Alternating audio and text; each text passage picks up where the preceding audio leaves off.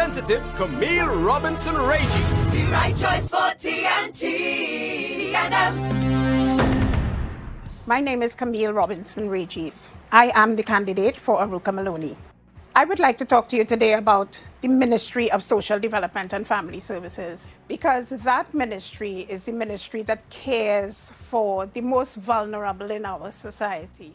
Sometimes people forget that this ministry not only looks after individuals, but we also look after families. And as you know, the family is the basis upon which the society is built. So this ministry is the ministry that we have decided as a government is the one that shows you the amount of caring we do for the people of Trinidad and Tobago. That is the hallmark of the People's National Movement. People come first. A lot has been said about the Rowley administration not caring for people in Trinidad and Tobago. And clearly that is totally incorrect, especially given the fact that since 2015, the Ministry of Social Development and Family Services is one of the few ministries that has had an increase in its allocation and in the number of people that we access. We have had the recent history with the last administration where they gave social development to anybody, even people who didn't need it. And what we have done is made sure that we touch those who need it most. That is to say, the most vulnerable, the street dwellers, those who we call the indigent. Those are people who are really at the base of our society. The senior citizens, those who are suffering from any kind of disability, and those who need the support of the state more than any other persons in Trinidad and Tobago. I'm saying that based on facts. When the last administration left us in the shambles that they left us in, we of Trinidad and Tobago determined that the PNM was the government to make sure that we can hold ourselves together once again. And we are saying to you that we are sure that after I discuss this issue with you, you will make the right choice come August 10th. What was the situation in which we found ourselves when we came into government? There were two things.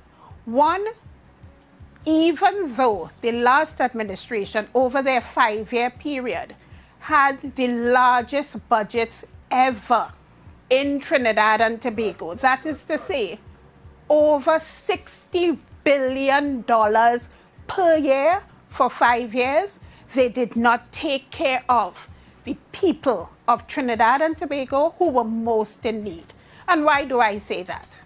When they left government, we had a situation where there were 115,000 people out of our 1.4 million who were accessing the social safety net. We found that there were several people who were just on the outskirts of that net who were most in need, and they could not access that at all. What we did was examine the net, and we made sure that those persons who were just on the outskirts became able to access the social safety net that they needed. And from 115,000, we have moved that net to 200,000 people. 85,000 more people can now access the social safety net.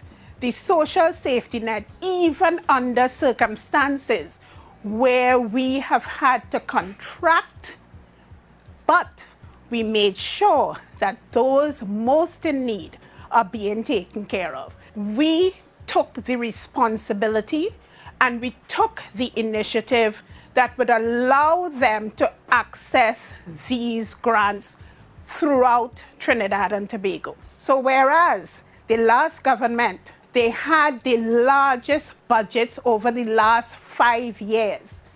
They left us in a situation where only 115,000 people could access the grants.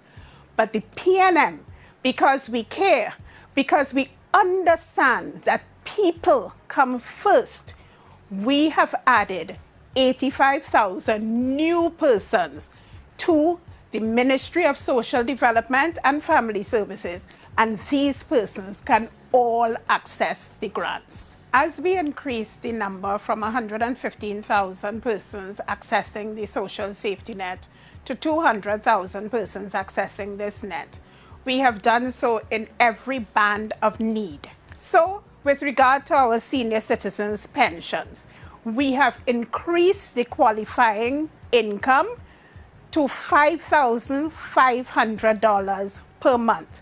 And what has this done? This has meant that we now impact an additional 30,000 elderly persons immediately. And we have brought thousands within our reach who would not normally have been assisted. We are ensuring that our senior citizens and our elderly are well taken care of. With regard to the public assistance grants, we have increased this grant throughout all the bands that have been established. And what do I mean by that? Where there is a household with just one person, that person now receives $1,300 per month. Where there are 2 persons in the household, that household now receives $1,550 per month. Where there are 3 persons in the household, that household now receives $1,750 per month. Where there are 4 or more persons in the household, that household now receives $1,900 per month. But you may ask the question, how many people have we been able to give this type of assistance? And effective 2019, we have impacted 26,800 persons by this increase.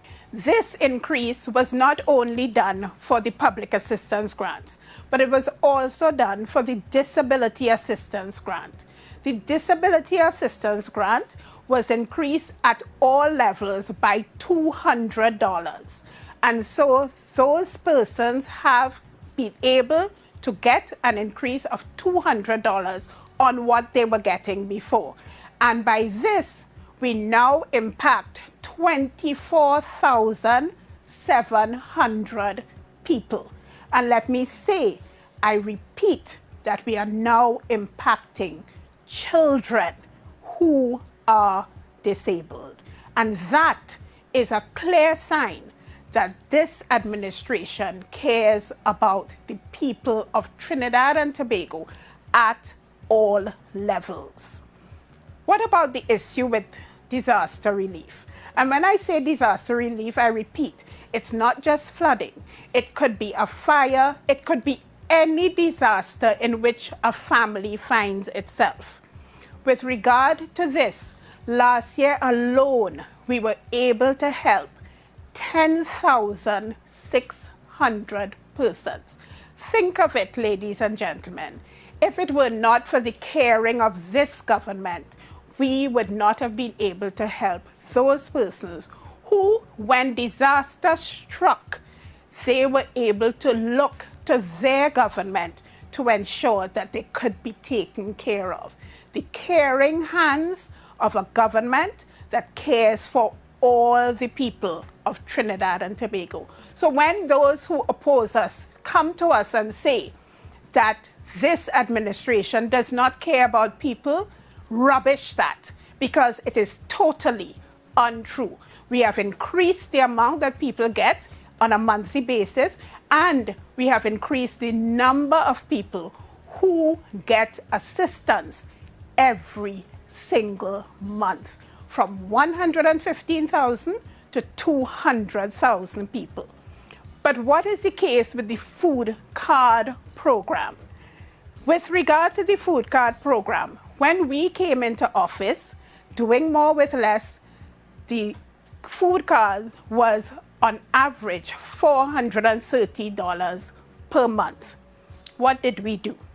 We recognized that if you looked at the basket of goods that people need to access to get proper nutrition monthly, $430 was just not enough. And so we increased that number to $510 for one person on the food card. That was for 1 to 3 persons who got the food card. For 4 to 5 persons, that is a family of 4 to 5 persons, we increased the value of the card to $650. For a family of 6 or more persons, we increased the value of the card to $800. Isn't that a government that cares about the people of Trinidad and Tobago? And how many people did we impact by these increases? We impacted 29,000 people, and families were beneficiaries of these increases.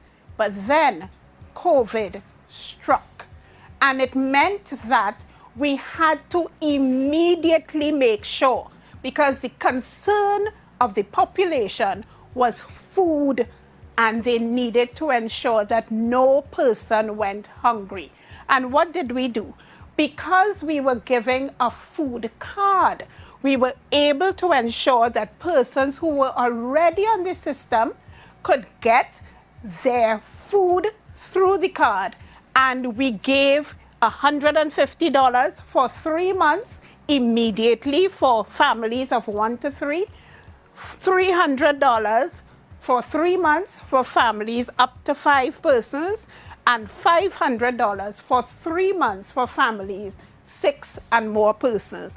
And this meant that we impacted over 50,000 more people with assistance for food support, food cards and other types of food support for the people of Trinidad and Tobago. As we have tried to ensure that the people of Trinidad and Tobago can best access the help that they need, we found as a government that there was almost a wall of bureaucracy, that there were so many forms that people had to fill out that it was more daunting than helpful. What was there was a system where for each grant you had to access a different form. You had to fill out a different form. You had to provide different information. And it was very frustrating for many persons who needed to access the system. What did we do? We, as we are caring and wanting to ensure that those who needed the most assistance got that assistance, we streamlined the system. We ensured that rather than having several means tests for the different grants, there is one standardized means test. Now, some people have jokingly said that the means test previously was a mean test and meant to exclude persons. What have we done? We have ensured that there is a standardized test, and we now ensure that those who need it most can, in fact, get the test done, and they can access what they need. Once you qualify through this test, you can access any social program, and you no longer have to fill out all those forms. The other thing that we did with regard to senior citizens was with regard to the certificate that they need to present every 6 months. That is no longer necessary, and you can access your grant without that certificate. We consolidated the food card program within the social welfare system. And so when you come, once you qualify through the means test, even if you don't access the grant at that time, once we understand that you are in need, you get a temporary food card in order to ensure that you can put food on your table. And so we care. We care for the people of Trinidad and Tobago. You have been fed a consistent diet of being told that this government does not care. I have shown you by my conversation with you today that that is totally untrue. But that is not strange for those who are opposed to us. When last did they tell you anything that was true? And we are sure that that is how they will continue when August 10th comes. And that is why you, the people of Trinidad and Tobago, must make the right choice. This administration has done more than any other government to show what is important as a government. Because if your people are not cared for, nothing you do will ever be right. Nothing you do will ever be right. And that is why throughout our 5 years in office, we have ensured that we have spent over $23 billion on the social safety net. Let me repeat that. $23 billion spent on the social safety net, keeping the most vulnerable in Trinidad and Tobago whole. And that is caring. That is caring, ladies and gentlemen. Not pretending that you care. That is actual caring, that people feel in their heart, that people feel in their belly, ladies and gentlemen. We continue to be a caring government. We will continue to protect you. We will continue to protect all the citizens of Trinidad and Tobago. We will protect you from this crisis. We will continue to pay attention to your needs, and we will respond accordingly. We have done it right. We did it right before COVID because, make no mistake, we spent that $23 billion even before COVID. So we were doing it right. We did it right before COVID. We have done it right during COVID. And make no mistake, we will continue to do it right for you because we care about all the citizens of Trinidad and Tobago. We have shown through what we have done that we want to make sure that you are kept whole. You who are vulnerable, you must be taken care of by the government of Trinidad and Tobago.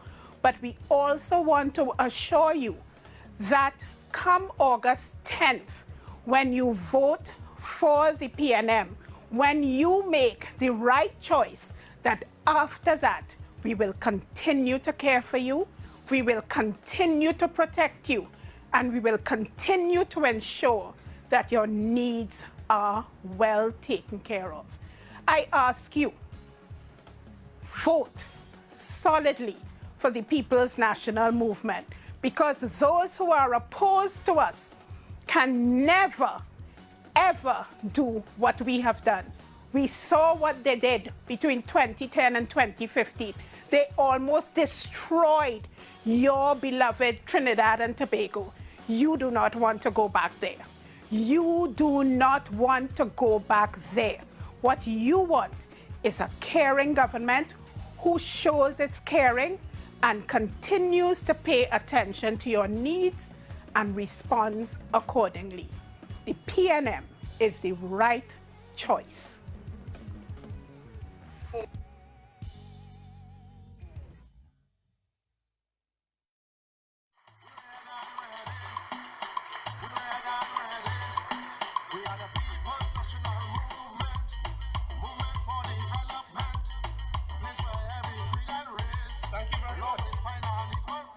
Thank you very much, Chairman. Mrs. Renuka Sagram Singh Suklal, the next member of Parliament for where? St. Augustine. The political leader of the People's National Movement and Prime Minister, and the next Prime Minister to serve a second term, Dr. the Honorable Keith Rowley. I want to recognize my colleague, Mr. Esmond Ford, the winning candidate for Tunapuna.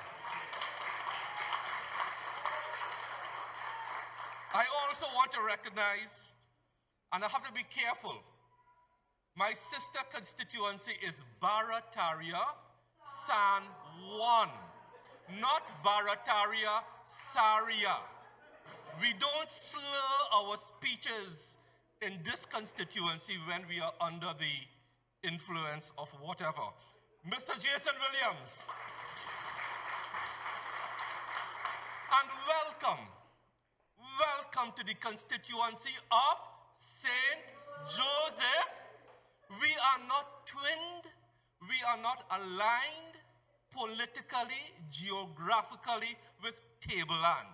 Tableland is a nice place. I would love to live there, but this is the constituency of St. Joseph. Know your boundaries. Ladies and gentlemen, in the short time I have tonight, we are going to discuss briefly and draw parallel to Charles Dickens's A Tale of Two Cities. In the 5 or 10 minutes I have, tonight is the tale of two leaders. Two leaders. Because on August the 10th, you have a decision to make. How do you want this country to be led when you wake up on August 11th? Whom do you want in office in Whitehall to chart your course forward? Ladies and gentlemen, it is said, and it's debatable whether leaders are made or leaders are born. If I took a census of this audience, half will say leaders are made, half will say leaders are born. But the fact is, we have a leader. The fact is, we have the supreme leader, political leader, in Dr. Keith Rowley. It is often said, a good leader is one who knows the way, shows the way, and goes the way.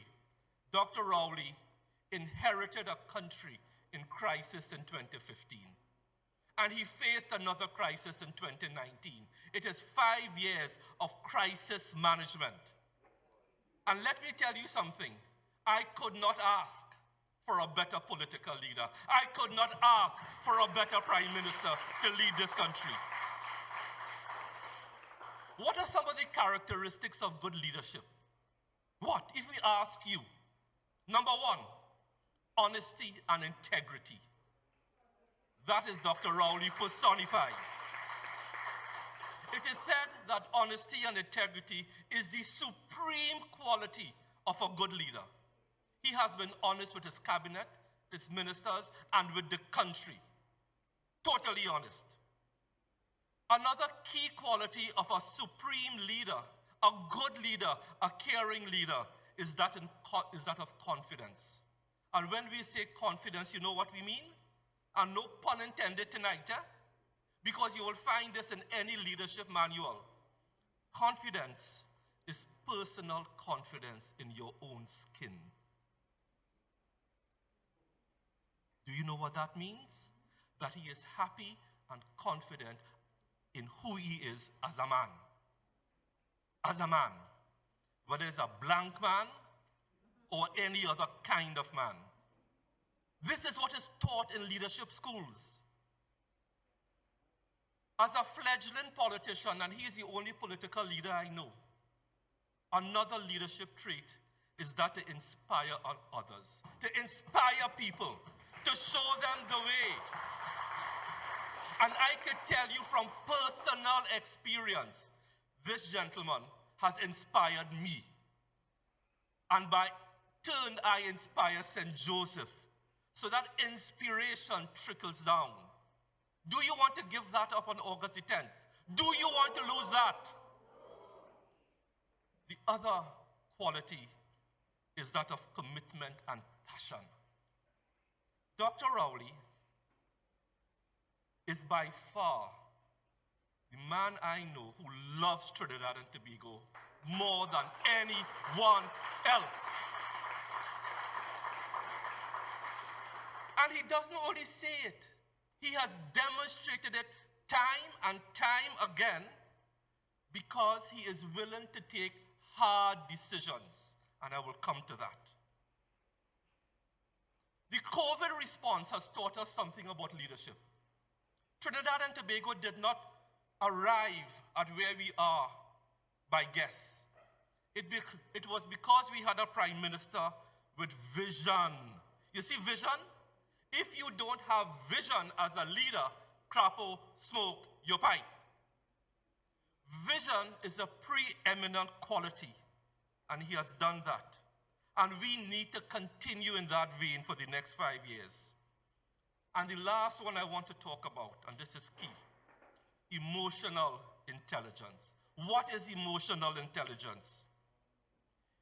Emotional intelligence is that ability that prevents a person from having negative emotions that influence your decision making. Dr. Keith Rowley believed in his science. He believed in the public officers. He believed in the public service. He took advice. That is emotional intelligence. And let me tell you all something. Let me tell the country something. On August the 11th, we will still have COVID. Huh? COVID will still be in the world. We have 15 million cases. We will still have COVID. Whom do you want leading the COVID response? I want Dr. Keith Rowley. St. Joseph wants Dr. Keith Rowley. Barataria San Juan wants Dr. Keith Rowley. Tudapura wants Dr. Keith Rowley. Moruga Tableland wants Dr. Keith Rowley. San Fernando West wants Dr. Keith Rowley. And as I close, there's a saying about leadership. A good leader takes people where they want to go. Listen to that, but that is not Dr. Rowley. A good leader takes people where they want to go, and that is Kamla Prasad Bisesa with her populist measures. Open the borders. Keep rum shops open. Is the sunshine? But do you know what is the hallmark of a brilliant leader? A brilliant leader, a great leader, doesn't take you where you want to go. It takes you where you ought to be. And where we ought to be on the morning of August 11th is in the hands, the safe hands, the scientific hands of the People's National Movement. And if we do that on August the 10th, when we gather virtually, we will say with one strong voice, great is the PNM, great is the PNM, great is the PNM. We did yesterday, we prevailed yesterday, we prevailed today, and we will prevail on Tuesday, August the 11th. God bless you, St. Joseph.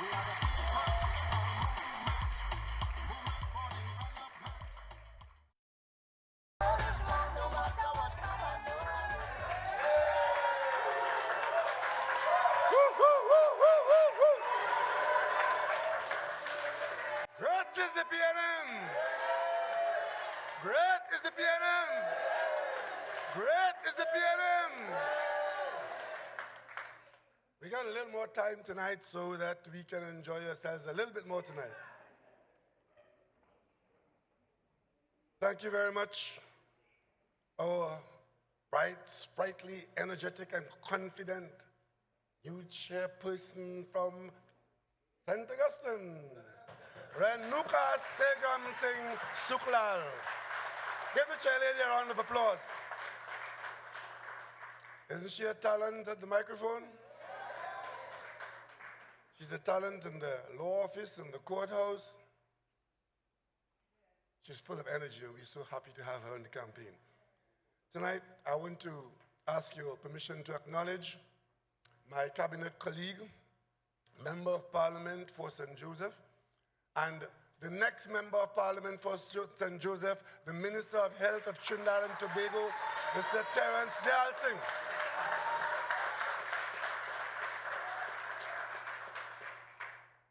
My colleague, soon to be in the parliament with me representing Barataria San Juan, which has not been with the PNM for a little while, but welcome home Barataria San Juan, Jason Williams.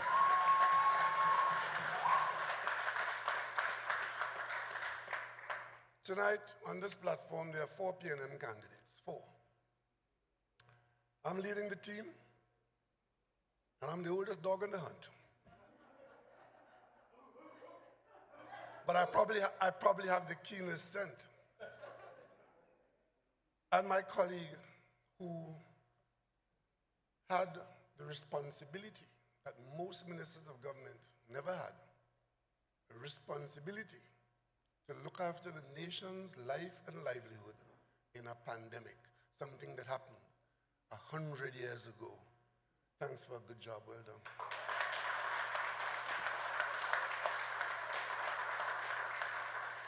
Behind me, on this table, I have Tunapuna's proud member of parliament, who served not only the constituency, but like every other PNM candidate, we come to serve the country.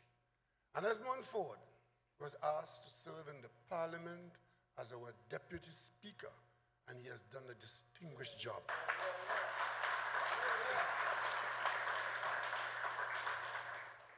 He took to that job like a duck to water. He was trained very quickly, he learned very quickly, and his voice was just perfect for the job. Even the ill discipline in the parliament knows when the deputy speaker says, stop, you know you stop. Esmond, thank you for a very good job. So our country's business, if only on these 2 tables, our country's business is seen to be serious business in the hands of serious people.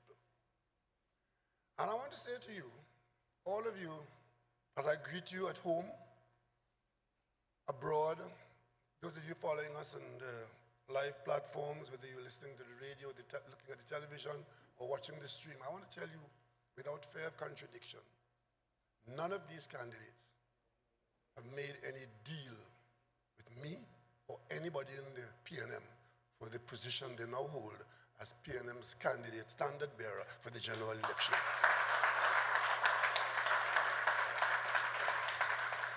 In the PNM, we have a screening committee spelled out in the Constitution. The political leader does not select the screening committee. He gets a screening committee depending on how the party elections go. Our party elections involve 1 man, 1 vote. Every party member, as you know, you can vote for your party officers, and a group of party officers, about a dozen of them, make up the screening committee. And we changed our constitution to allow that screening committee not to be a support group for the political leader who had a veto. A few years ago, under my leadership, we changed that and allowed every member of the screening committee to have his or her individual vote on that screening table. So as a result of that, there's no chance of the PNM's candidate being my boyfriend or my girlfriend or my neighbor or my cousin. None of them. They get there by being the best candidate by virtue of merit in this party.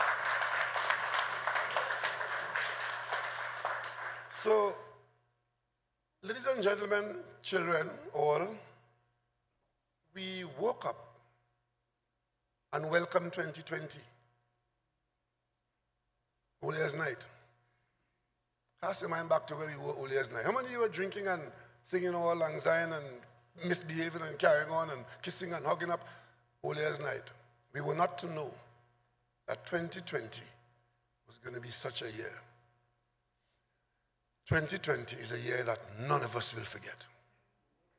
We'll tell our children about it, but we hope that all of us will survive it. We lost 8 lives, and those families are still hurting, but remembering. As my grandmother said, when I was a child, my grandmother always told me, especially when things didn't go well and I was upset. And I thought it should have gone different. She always told me, no matter how bad the situation is, it could easily have been worse. And this is one of those situations. You only have to look to see what other people went through and say, there, but for the grace of God, go the people of Trinidad and Tobago. Once again tonight, I want to thank all those in the national community, especially our healthcare givers, who rose to the occasion and guided us through this process.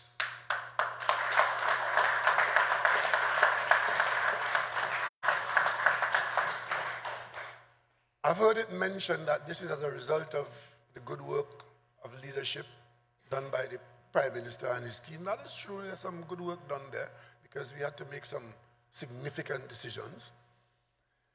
But look back a bit further, a little bit further, and there would have been a time when some good work was being done by those who manage this country's affairs, mainly the PNM, to have systems in place to train our young people, give them opportunity to be educated, let them choose their careers, and so on and so on and so on. And then there came a day when we needed the input and the guidance, the mettle and the skills of our healthcare givers.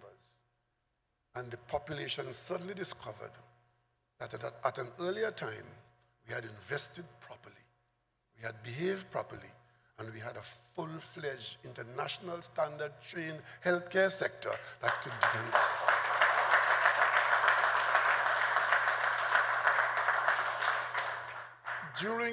During the early part of the scare, I spent a lot of time talking to people abroad in the United States, in what is now the areas that are in serious difficulty, the South and the West. And when they spoke to me about our situation, and I was talking to them about our situation here, very many of them asked me, how did you all know how to do what you did? I said, well, we got good advice. And they followed us on our external platforms, and they saw every day different doctors and the leadership under Dr. Parasram, and they saw the qualification of our people. And many of them could not believe that those people were existing in our healthcare system and just came to the fore as required. They thought we imported them. And when they saw their qualification, they asked us, how did we know to have people trained like that in a little island in the Caribbean? And I said, this is Trinidad and Tobago, this is Eric Williams' country. Yeah,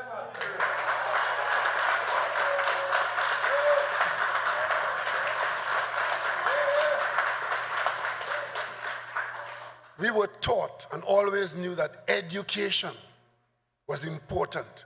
Education was a vehicle. Education was an asset. Education was a ladder. And maybe in this room, every one of you that I'm looking at here tonight, you had put your foot up on some of the rungs of those ladders. If not you, your children. That's how we lived in Trinidad and Tobago. Sparrow sang Calypso in 1962. Tell the world there's a model nation at last. We were on our way. And in 2020, we proved that Trinidad and Tobago is a model nation.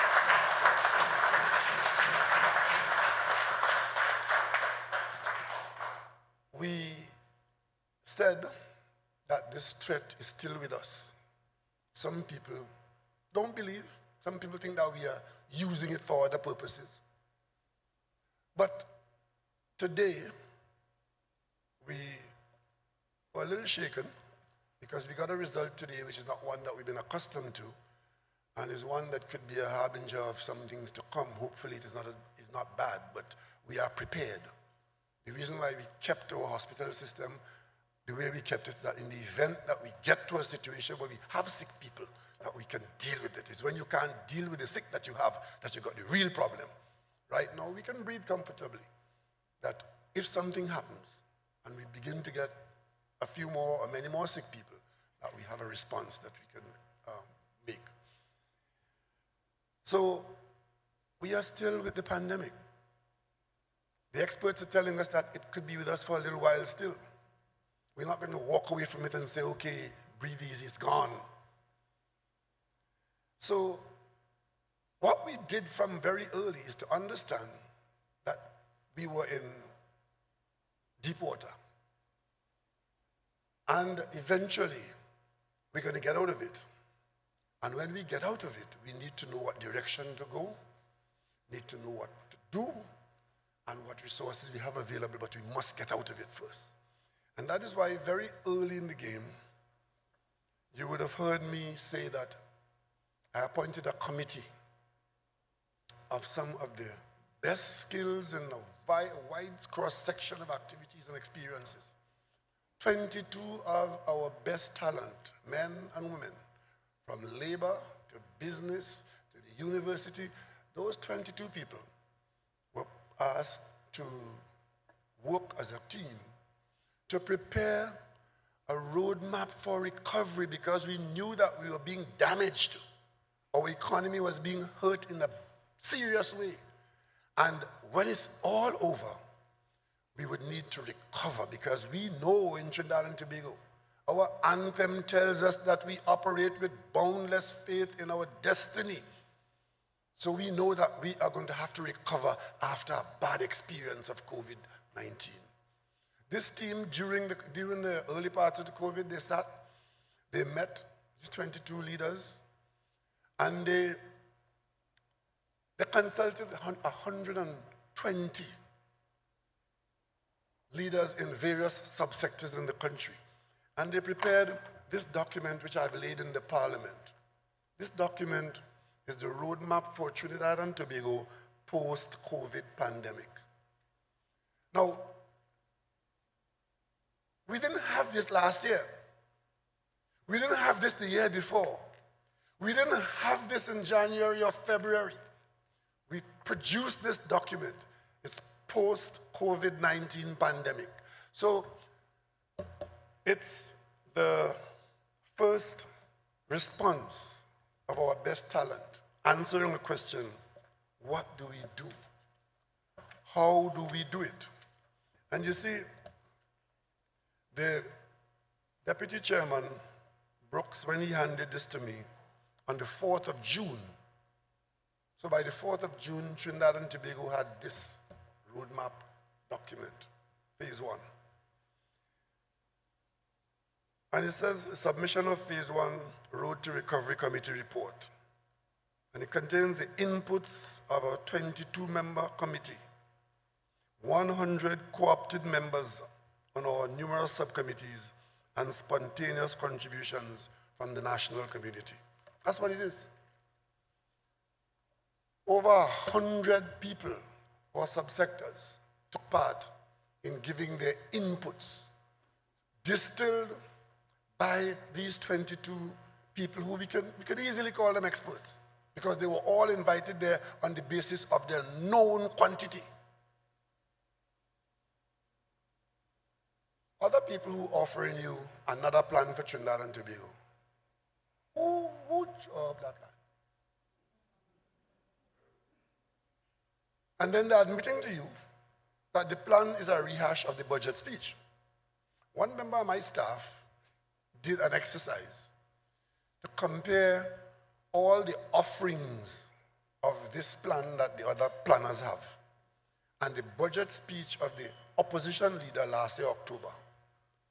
And approximately 75% of that plan that is being offered in those advertisements on television, what they call Woke Nation, about 75% of that came from the budget speech from last year, October. Well, one thing for sure, you know, he didn't have no COVID last October. He had none in November, none in December, none in January. So that could not be a response to COVID. I don't know which bar they drink up that in, but that is not a COVID plan. This plan came about after COVID claim.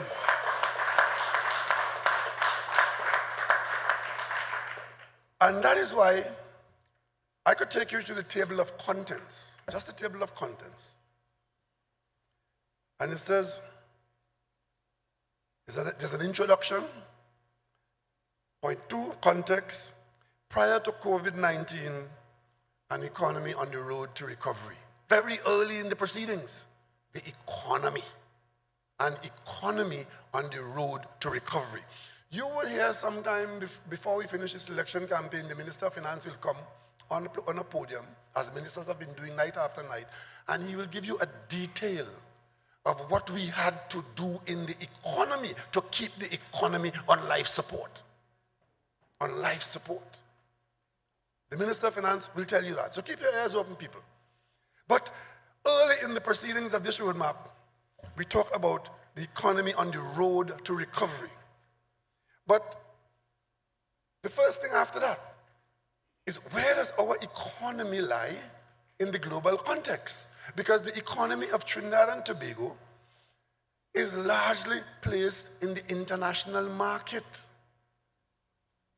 Our major owners, LNG, methanol, oil, urea, and things like that. They're all sold in the international market and other aspects of our economy. Caribbean Airlines, an airline that for the first time had made over $100 million profit last year, 2019, whereas before it was making a $500 million loss, and was looking forward to a brilliant 2020. Caribbean Airlines. The world tourism industry has ground to a halt. Cruise ships are now having a gloomy future, if any at all. Hundreds of thousands of planes are on the ground like Caribbean Airlines is. And our Caribbean neighbors, who are our main market for our manufactured goods, one of them saw a reduction in their government earning, their state earning of 75%. Because they were so heavily dependent on tourism, which depends on planes to bring and take tourists, that when that grounding of the aircraft around the world took place in the region, they suffered a 75% loss of their earnings. Many others suffer significant losses and don't know how they will recover, because we don't know yet when that industry will be restarted. And Trinidad and Tobago is looking on to see whether they will be able to buy our manufactured goods in any significant way. So you look at the international global forecast. Before COVID, the projection for the global economy, what we woke up with early in 2020, a global economy that had performed, it had grown by 2.9%. The projection for 2020 is a decline by 3%, the world economy. So when you hear that China has problems, and Korea has problems, and Europe has problems, and America has problems, the net output of all of that in terms of the world market that you have an interest in and the growth of the economy of the world is that instead of having a 2.9% growth as it did, we're now looking at a 3% decline. That's a gap of 5%. It might sound small in number, but that's a huge amount of economic activity that will not take place. You know that here in Trinidad? Because you would have seen the price of oil collapse. The price of oil didn't collapse because people no longer knew what to do with oil. It's just that because of what's happening out there. There aren't so many millions of cars driving around the world burning fuel.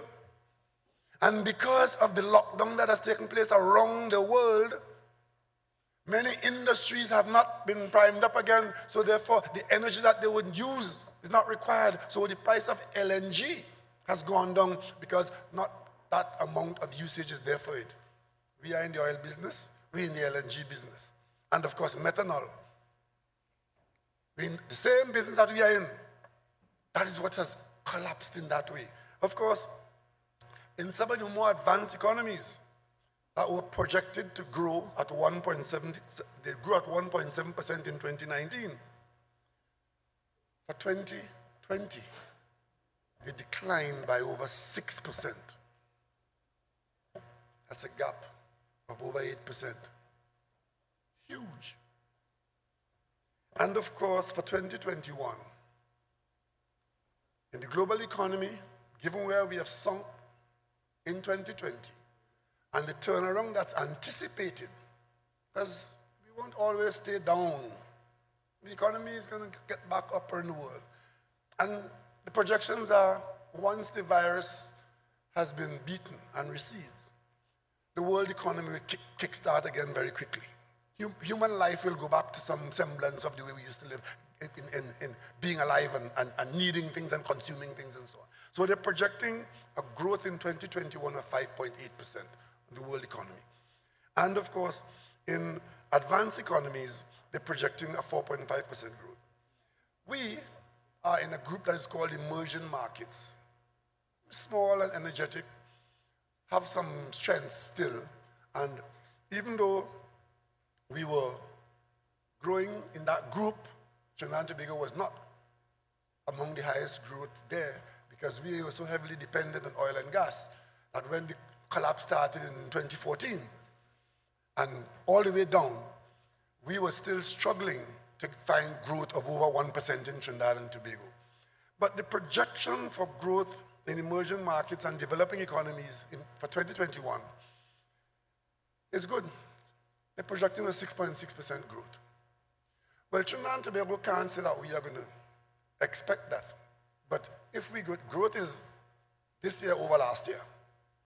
If last year we were 10 and we go better than 10, you compare the next year with the year before.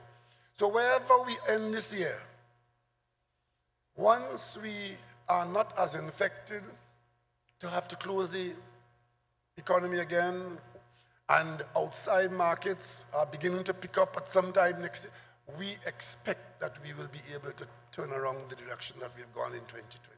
So while it has been very difficult, it is important that we focus on a positive future because there are opportunities coming our way. So ladies and gentlemen, when we talk about our roadmap, we talk about employment, 2.2. Energy commodity prices, always important to us. Have to keep our eyes on that. COVID-19 public expenditure. You know what that means? That's the billions that we had to borrow in February, March, April, May, June, July. Additional borrowing, because remember, we already had some borrowing in the budget of October 2019. We were aiming to borrow $5 billion to add that to our revenue and then service our budget going forward. But COVID made additional demands on us. You will hear from the Minister of Social Development and Family Services how many tens of thousands of persons we had to give cash to. You would also hear that police looking for a handful of people. And of course, this being our experience in 2020, in our roadmap, you will see talking about the socio-economic impact. Now, every one of you here could write an essay on the impact of COVID on you, your finances, your family, your future, and all of that. The socio-economic impact. What did COVID do to us? What demand did it make on us? What plans do we now have to change? What plans died? And what new plans arose? The socio-economic impact. That's the story that you will tell at the personal level. And of course, you will know your government is managing our business at the national level. In an economy where the government is the driver of the country's economic engine. Your circumstances, just a little microcosm of the country's circumstances. And of course, the next heading is the new operating environment. Who could tell us that when this is all said and done, when it's all over, that we are going to be operating in the same environment? No. We will be operating in a new environment. And that is why you need to have leadership.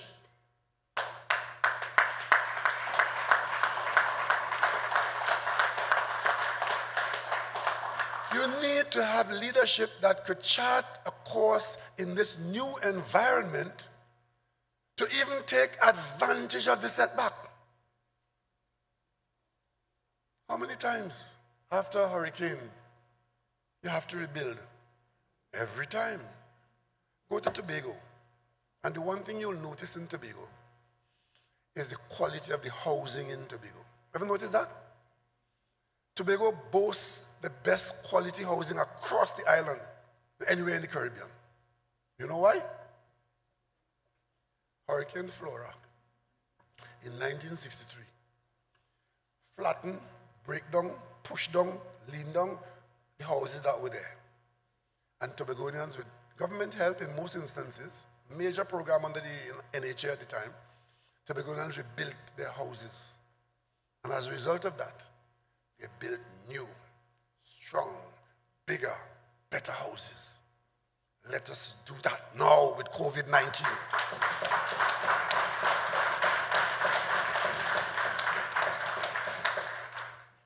What the document talks about the objectives of the roadmap. 4.1, objective number 1, social protection, leave no one behind. The Minister of Finance used whatever resources we had very early in the game, got into the international market, we borrowed in the local market, we used the resources we had to make sure, especially those persons who were least able to look after themselves, that in this period of challenge and difficulty, that we left no one behind. Everybody was catered for. From the multi-million-dollar business sector to the family with a challenged child, to those who suddenly lost their job because you were told to go home and stay home and don't come out, and you didn't know where your next pay packet was coming from. We left no one behind.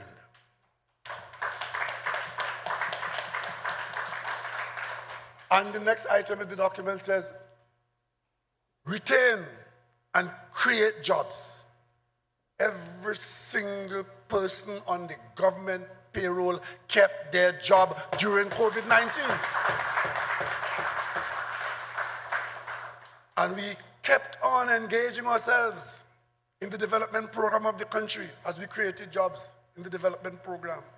When we came back out to work carefully, gingerly, we came back out and continued our rebuilding. And of course, there were serious disruptions, and we talk about minimizing those disruptions. In our roadmap going ahead, how do we do it? What do we spend all that money for? All the monies we spent in the various subheads in the Ministry of Social and Family Services, out of the Ministry of Finance allocations, we spent it protecting the vulnerable and the displaced, using the social safety net to build a stronger Trinidad and Tobago. Otherwise, some people would not have made it at all. We hear the complaints, you know. We know that will never be enough.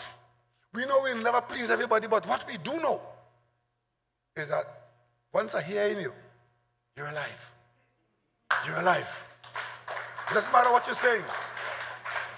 Doesn't matter what you're saying.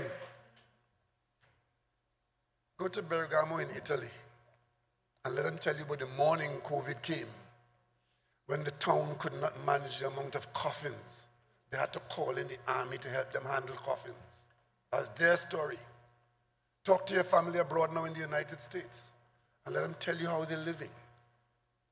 Let them tell you the fare. Look at the television. See what the politics is like there. We talk about expanding the scope and focus of the social protection programs. We had a social protection service system in this country, where approximately 6% of the national budget was being spent on handouts to people getting support. That may have to go to 9% during this period. But we do what we have to do to keep all our people safe.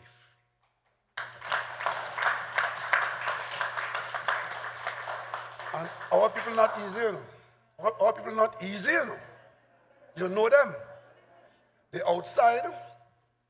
They're crying, they're misbehaving. We are empathetic, we are sympathetic. You bring them home. They know when they come home.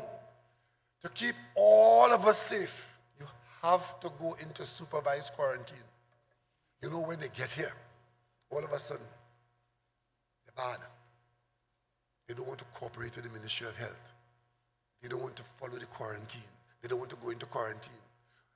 Some of them in quarantine, they want to go and visit their family while they're in quarantine. Quarantine means stay there and don't come out. You understand? But you know, that's our people, right? If you, with all this COVID story, you know, if we're crazy enough to say let's have a carnival tomorrow, it will be the biggest carnival in the history of Trinidad and Tobago, you know. And if the police had not been very vigilant, we would have been having a serious number of COVID parties. Because they haven't them, you know. I'm coming from Maruga the other night, 10:30, I'm in the back of the vehicle reading. When I look up, I'm past, I don't know where I am. It's dark, and I look outside. I see a bar. Inside the bar, full of people. In the street, full of people. Endless cars down the road, and people dancing in the street. 10:30, you know. Bar should have closed since 8 o'clock, you know. But so far, so good. It has not had the kind of negative effect that we're talking about, but let us not push our luck too far. Right? So I come back to where we're going, right? With respect to the disruptions, health first. Coming back out now, coming back out. Because this document is being prepared early in the proceedings when you locked down. So we have to come back out. As part of the roadmap, coming out onto the road. We talk about adopting workplace protocols for the safe return to work. Go to many workplaces now. Not the same thing. You see protocols there, all meant to keep us safe. Some of them quite elaborate. Some of them, as you approach the premises, you have to sanitize outside the premises. These are requirements to keep us safe. And it's working, because the doctors and the GPs around the country telling you they have been seeing far fewer people with flu-like symptoms, not just COVID, other flu-like symptoms, because cleanliness works for all of us all the time. We are cleaner now.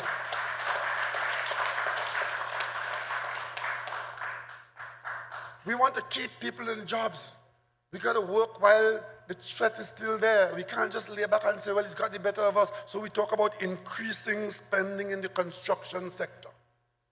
Prioritize, of course. Some projects may no longer be as priority as they were before because things have changed. But the construction sector is a sector which allows us to keep people in jobs and to provide opportunities for more jobs and to do so productively.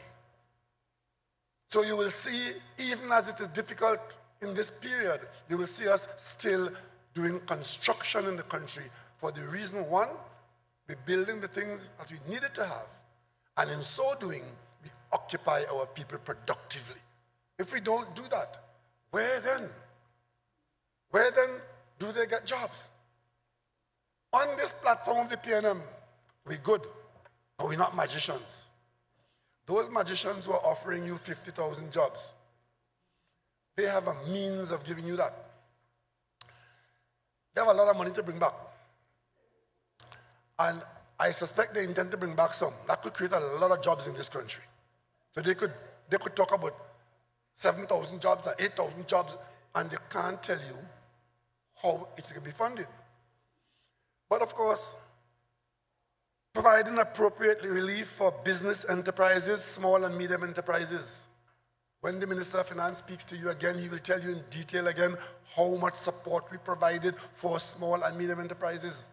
For the big companies, all those who are borrowing a lot of money in the bank, the first thing we did was to get the central bank to lower certain reserve rates, to allow them to get money cheaper, to be able to lend cheaper, we hope. And of course, the government was owing a lot of VAT that was being repaid very slowly. It was a bone of contention. This VAT debt was built up over a number of years. When we came into office in 2015, the debt of VAT was $4 billion, and every year, you keep adding on to it, and you keep paying some out. But because of COVID and because we wanted to have high liquidity in the country and to allow business to stay alive, to keep your job, because if the business house closed down, you have no job. So when you see us helping the business, we're helping the employees. We paid out immediately $700 million in VAT. battery funds up front to those smaller amounts. And then the bigger amounts, as Minister of Finance sometimes, I have to ask the Minister of Finance again, let me hear it again. I see a document and I read it again just to make sure I'm reading it right.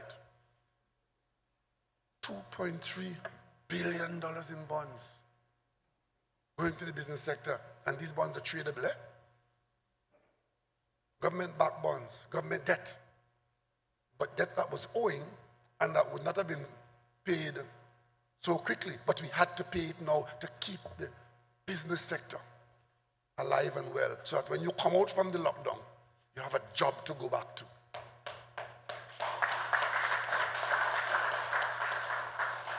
Imagine those people in the few instances where the business owners took the decision that it was not worthwhile to try to continue, or that the losses were too great to be overcome and they closed the door of the business. Think about those people who had a job in February, in March, when we locked down the country. And when you come back out now in June or July, the business no longer exists.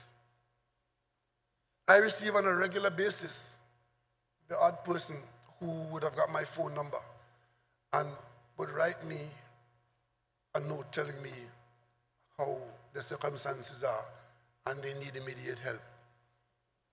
I can tell you, in every instance like I get something like that, I WhatsApp it straight to the Minister of Social Development and Family Services, and she acts on it immediately and brings some relief to that family, that person. Yeah, that's in place in Trinidad and Tobago. In some countries, it is not even thought of far less to be in place. And we give priority to families with children. We give priority to the elderly. Don't sell our country short. When we say we're not leaving anybody behind, we make the best effort to let that be true. And of course, we focus a lot on sustaining economic activity in energy and energy-related industries. Some people hate to hear us talk about energy.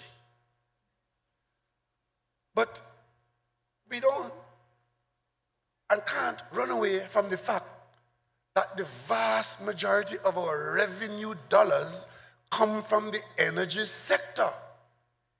We do have some other strong sectors because in the period of difficulty between 2014 to now, the non-energy sector has been stepping up.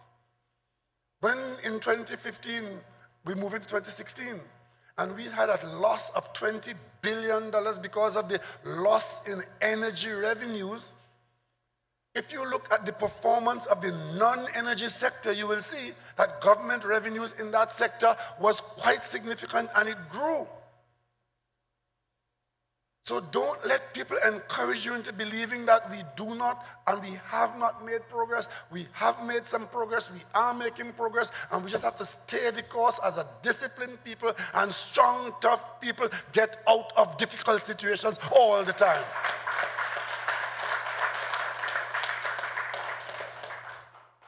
We provide appropriate financial relief through banking and insurance institutions and credit unions.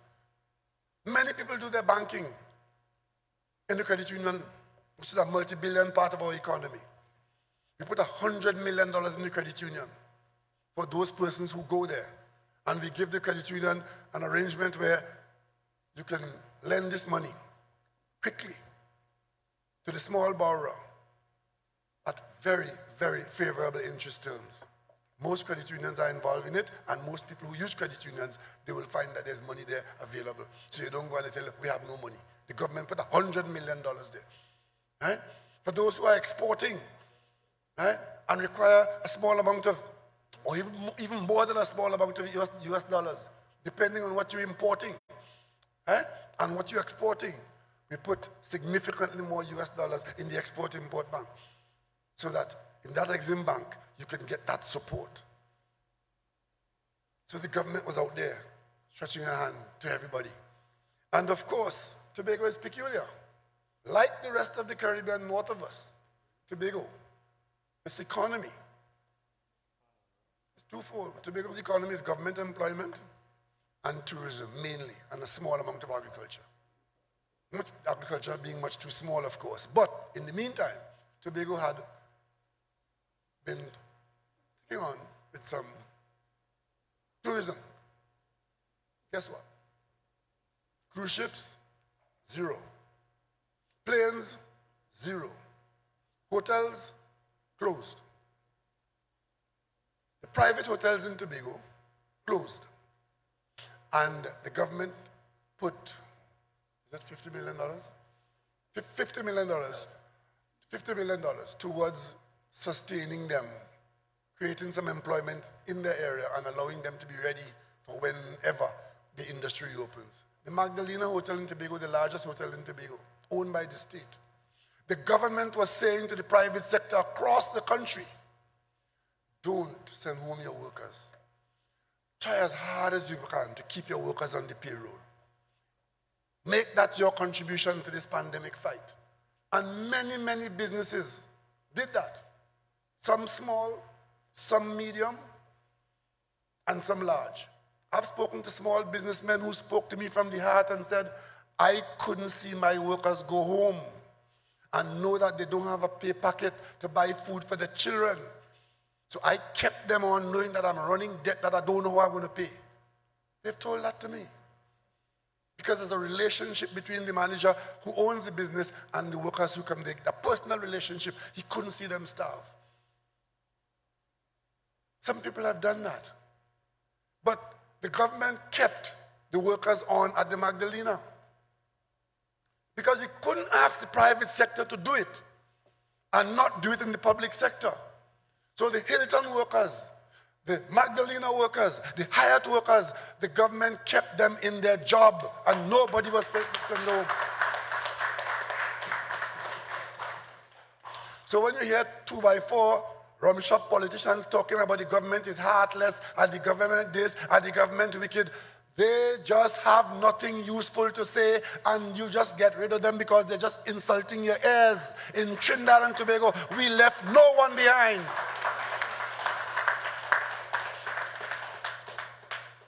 So that was the scenario in the pandemic.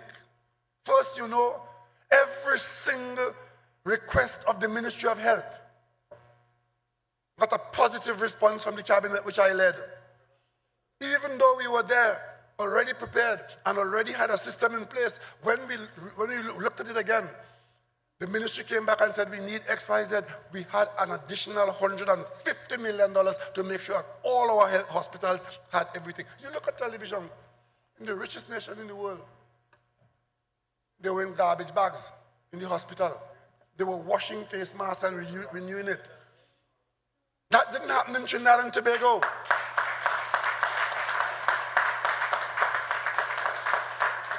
There was enough personal protection equipment in Trinidad and Tobago so our doctors and nurses could do their job with dignity and efficiency. There were people in this country who could not believe that that was happening, so they went to court to make a case that the chief medical officer was lying, that people were dying and they were giving wrong data and wrong information. How many times have they gone to court? 17 times. 17 times. And you know what's bad about that? Every time they go to court, you, the taxpayer, have to hire lawyers to go there and defend the truth. And it costs you millions of dollars because lawyers don't come cheap. And if they lose, it doesn't cost them a cent. But if they win, it's a money-making business for those lawyers. I live in a house with 3 lawyers. So I love lawyers.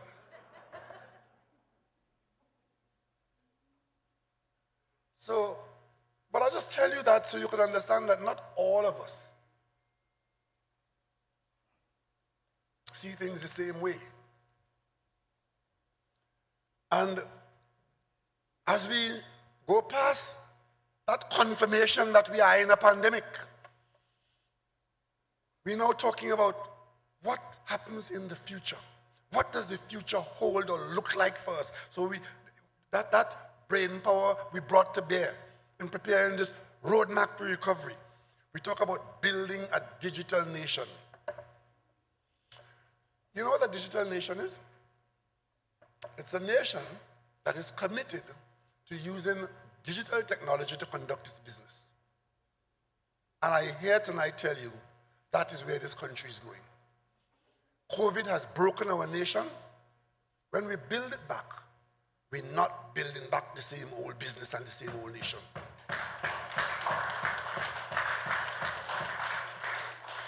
We had already begun to look in this direction, but we must accelerate it in such a way that by 2022, Trinidad and Tobago would be clearly a digital nation. What digital technology allows you to do is to be far more efficient in everything that you do. Our young people, many of them, have already been trained, and all of us now live on our cell phones. I don't know how much you know how reliable, how reliant we are on the cell phone. Ever lost a cell phone? Anybody ever lost a cell phone? You know that feeling? All of a sudden you feel like you are lost. Everybody is disconnected from you. You can't remember any phone number because you no longer memorize phone numbers. You have my name in there. But that cell phone, that package of technology in your hand is so powerful. So we have already digitized the Attorney General's office. All those hundreds of thousands of files that people will keep in drawers and have to turn page and the dog head and they could tear out page and they can't find the file and they can't find the actual file in which cabinet, and then something that should take a day or half a day takes a year. Some things are lost permanently. Some people have left the job 6 years ago, they can't get a gratuity because 2 years of service in some ministry can't be found. The digital technology allows that to be a thing of the past. You don't have to go and line up to pay a bill. You can stay home and on your phone in the digital era, stay home on your phone and do all your transactions like you could do your banking now on your phone. All the filing that is done in the government for record keeping can be done using technical arrangements that are allowed by modern technology that are virtually available to everybody with a cell phone. And this country must move in that direction, and that is where the roadmap to recovery is taking us. Interestingly enough, before COVID, we had taken this decision, and we looked around the world to see who was doing it and who is a model that we could follow, and we found a country in Europe called Estonia. It's about the same size as Trinidad and Tobago in terms of population and about the same size in terms of economy. And they have gone totally digital. And what that does, it allows you to identify people as unique individuals in the society. So you have what's called e-identity. So you have an identity number, and that is used to take you wherever you go. You go to the licensing office, you go to the hospital, you apply for a birth certificate, all of these things, and it is so easy to do. And what digital technology does, it allows you to keep a record, easy record at your fingertips. I went into a hospital in Brooklyn a few years ago with the local congressman to show me how they operate that hospital in terms of the handling of patients and the handling of medicine and everything in the hospital. On every ward, there's a kiosk. And you enter the kiosk by entering your code as an employee, doctor, whoever goes in there. And as you go in, you're identified and recorded as to who opens and what time. The nurse takes out the medicine, it's recorded. The doctor makes the prescription by the bedside, it goes straight there, and the nurse reads it and follows it. No mistake. And as for pilfering, your name and your location and the time you teeth it will be there. And of course, if you had 20 ampoules inside there, you don't wait until the 20 go on and say, well, we finish, let me go and order now. Somewhere on another floor, but connected digitally, somebody is watching this stock and realizes when it has to be restocked and knows exactly how much more medicine is inside there and knows exactly which patient got what. So this is what the digital technology brings to us. But to do that, you need a whole mass of people with the skills to operate that system, and that is where our young people come in, and that's where the jobs are going to come, by operating the country differently. And we are on the road there. We have 3 universities in this country. And our young people, 3 universities, we have Costard. Recently, when we opened Cuba Hospital last year, and using it as the center for before COVID, we are using it for the MRI and radiology and so on, right? Because when I went in there, all technicians, mainly women, of course, because the men have not yet stepped up. A lot of young women. And every department I go into, there were our young people who are the operators of and the users of these high-level pieces of equipment, which now are in all our hospitals around Trinidad and Tobago. And I got to ask them, where did you train? And the vast majority of them were trained at Costard. We have it in our country. Let's use it. We're building back the country differently.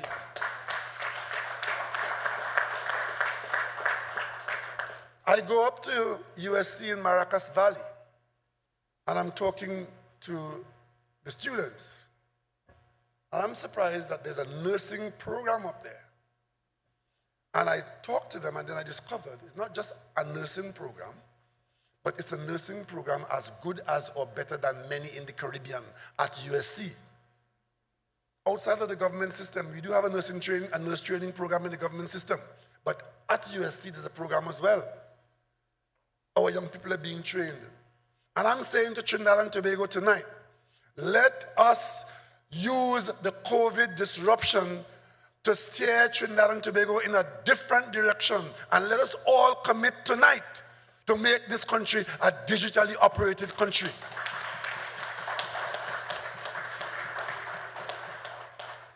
I was on a farm a couple of days ago, and the farmer tells me that he is expecting to bring in a milking parlor,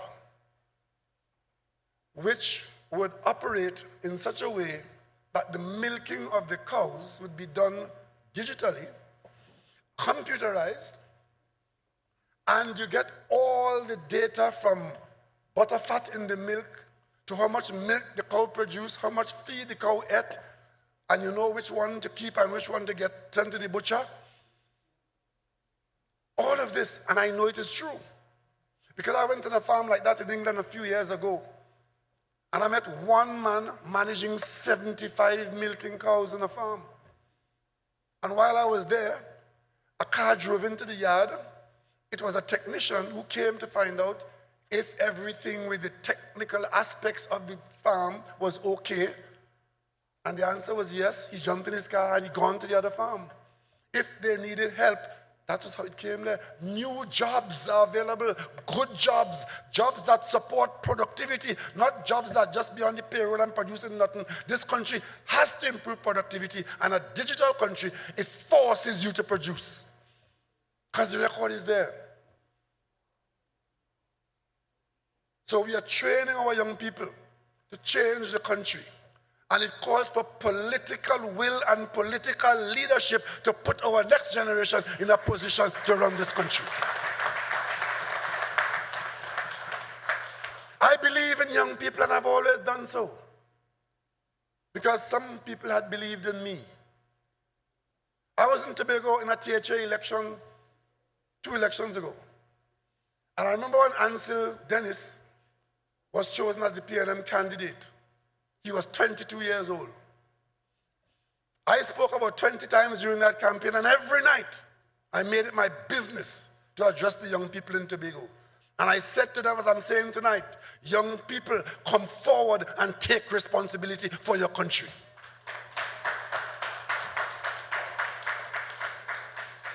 Today, Ansel Dennis is the Chief Secretary of the Tobago House of Assembly. When we screened in the PNM in 2015, the Tobago PNM produced 2 young ladies, one for Tobago West and one for Tobago East. In Tobago West, they produced Shamfa Kojo, and Tobago East, they produced Ayana Webster Roy. The PNM won the election, and the people of Tobago held me responsible for molding and monitoring and developing those 2 young ladies. Today, I could tell you, they have matured, and they are available for many, many years of service to the people of Trinidad and Tobago. And I see my job and my responsibility as the oldest member of Parliament. I've always seen my responsibility of providing a good example to young people.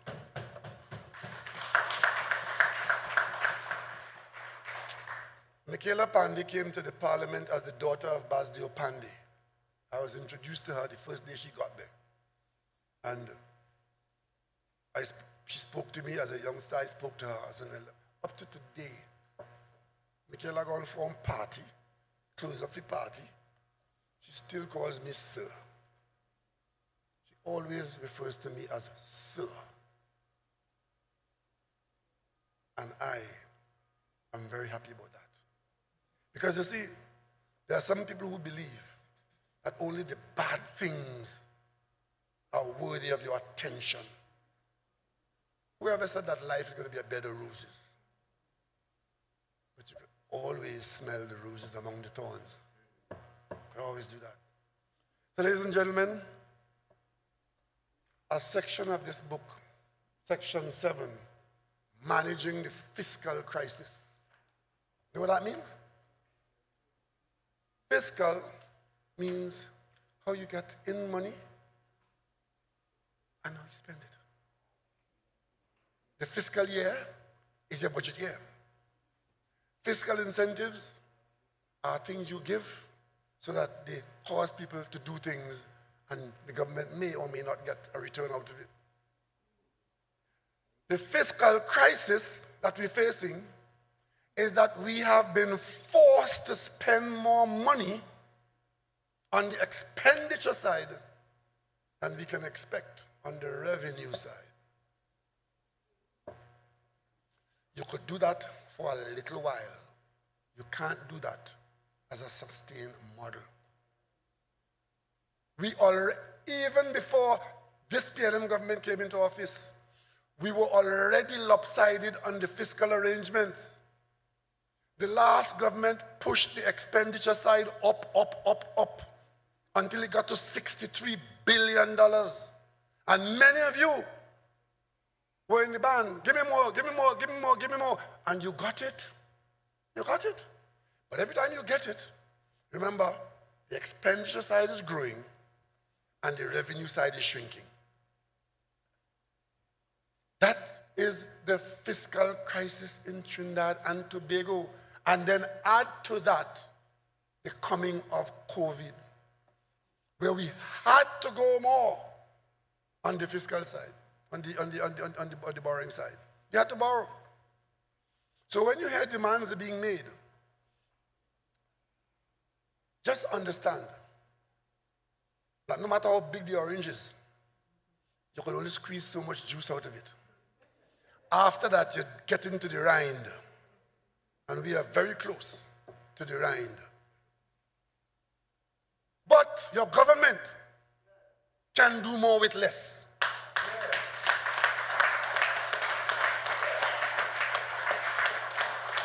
And your government must do more with less. And this government has been doing more with less. And on that basis alone, we are the right choice.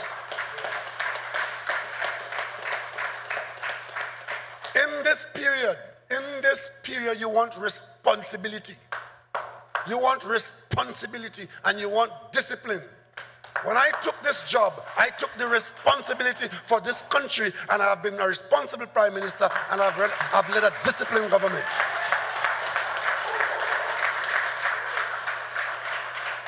The first thing we did was to reduce the size of the government itself. First thing we did, reduce the size of the government. And in this very difficult, most difficult period starting September 9th, 2015, we have not had an easy day. Public servants, we fought to keep you in a job and you got your salary every month on time. State enterprises, when we were confronted with the behemoth of Petrotrin, we had to make a decision. It was not a popular decision. It was not an easy decision, but we did not make it capriciously. We looked at the problem step by step. It took us 2 years. From the day we came in until the day we took the decision that we have to do what had to be done because the country's finances were threatened. I know that there are people out there going to the polls to vote against this government because we closed down Petrotrin. But the rest of you whose future had been secured by that restructuring of Petrotrin, you go and vote too. You gotta vote too.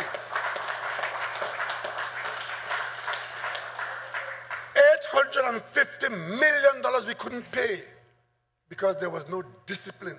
There was no responsibility. Other leaders kicked the can down the road. I had no road to kick the can to.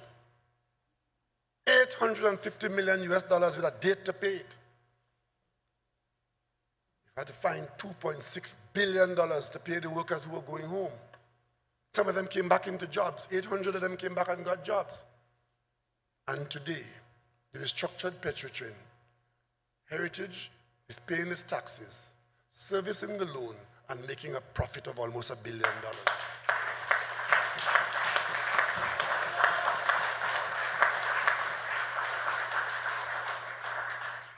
You, people of Trinidad and Tobago, it is your decision whether this government continues or you go following people with the stupidness about reopening Caroni. You know, that is so inanely dotish. Let me remind you all why Caroni was shut down. Caroni was shut down because the European Union and the United States had stopped paying the preferential price that they were paying to allow Trinidad and Tobago to pretend to be in the sugar business.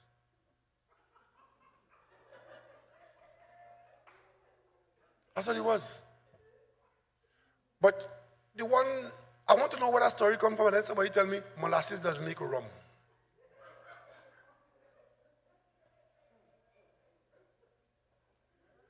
I am offering you here the roadmap, post-COVID roadmap, from the brains, the minds, the experience of our country, who tells us where this country is going to go, why we should go there. And you're going to tell me you considering Kamala Prasad Bissesa and David Nakid, them going to open back Caroni, and they're going to open back Petrotrin. We shut down the refinery, people, not because we are against refining or the refinery or refinery workers. It was because the refinery was engaged in a business. One, we never had enough oil to refine.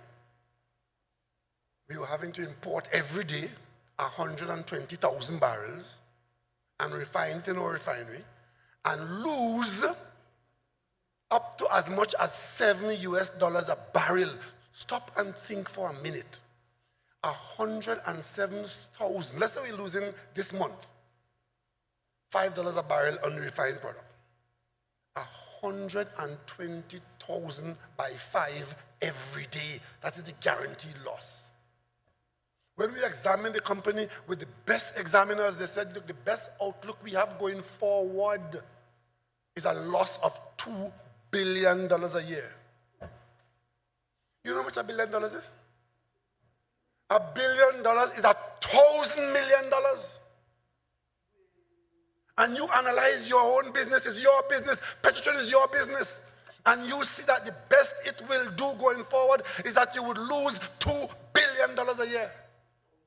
And you're telling me, leave it so. Leave it so.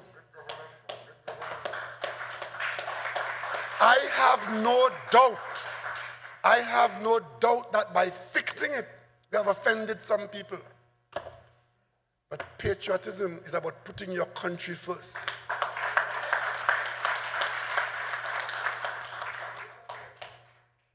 You know, I'm trying to find something on my phone for you, right?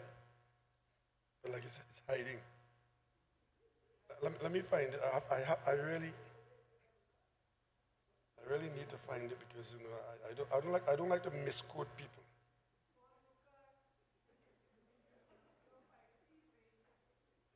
I don't like to misquote people, so I really must find it. But while I'm looking for it, you know, there are some famous quotations in the world. One of them, you know, Winston Churchill said in his long career, you know, in politics, or wherever you are in your long career, sometimes there's one statement you make that's so profound, it describes you, right? And it depicts you all the way, and it becomes you. Winston Churchill said, you know, he said so many things. He said if the empire should last for 1,000 years, men should say this was their finest hour. John Kennedy, he said, ask not what your country can do for you, but ask what you can do for your country. Dr. Eric Williams, he said to the children, our future is in your book bags. Eva Peron said, don't cry for me, Argentina.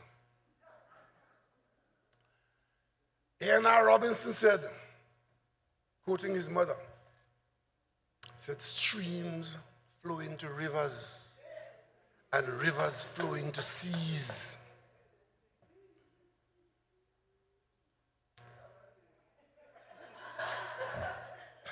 Richard Nixon said, I am not a cook. And David Nakid said that the UNC cannot lead Trinidad and Tobago out of a paper bag, far less to lead the country. Aren't those famous quotations? And interestingly enough, you know, Churchill started with a C,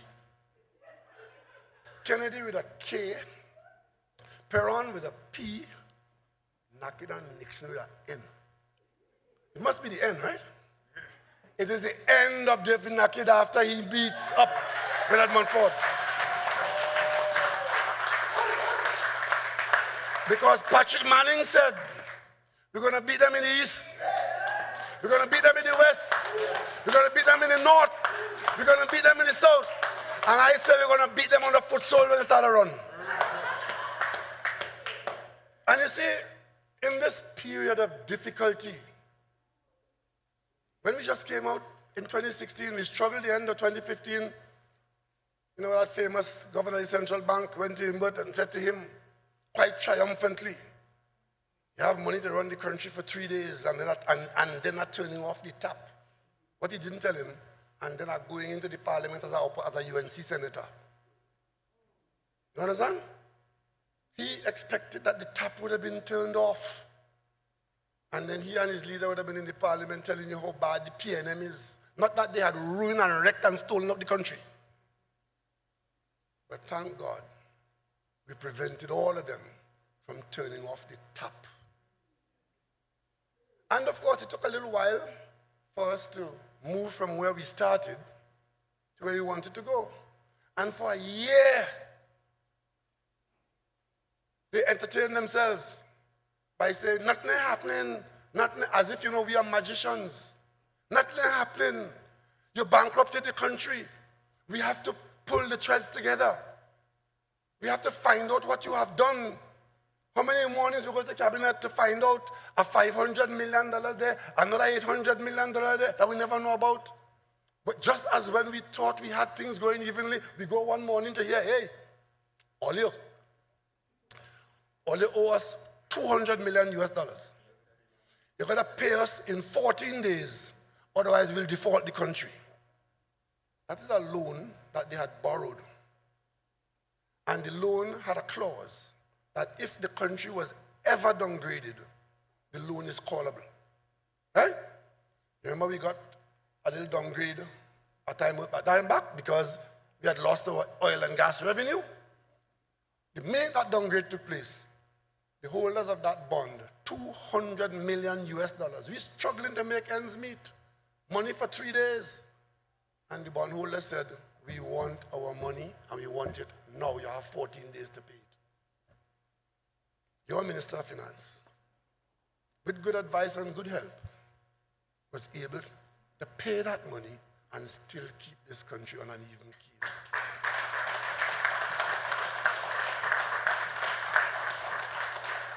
They were coming to the parliament on a regular basis, seeing that they were borrowing. The overdraft was right up to 99%. We had public servants to pay, medicine to buy in the hospital, public debt to pay, maintenance on our equipment. And they come to the parliament and they have 45 minutes to talk. And they spend 44 minutes. Why are you borrowing? Why are you borrowing? That one called Wade Mark always have concerns. He has concerns. He has concerns. He never had any concern when Kamala Prasad Bisesano, bags of bandit, the cabal, was wrecking this country. He never had no concern. He came to the parliament one day. I moved a motion. I moved a motion in the parliament one day with documentation to show that at FCB, the Minister of Finance in the UNC government had questions to answer about insider trading. And after I made the case in the parliament, they were required to respond to the document. When the parliament resumed, to my shock and horror, the speaker, Wade Mark, got up and entered the debate. Something no presiding officer must never do. He entered the debate with a document saying that the Chief Justice write he and tell he that the matter was sub judice and therefore the matter can't proceed in the parliament. I tell him you lie. The Chief Justice had to write after and say he knows nothing about that letter.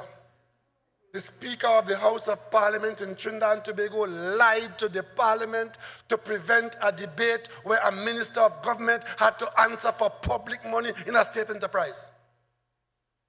Wade Mark had to apologize to the Parliament. But now in the opposition as a senator, he has concerns. He has concerns. He has concerns.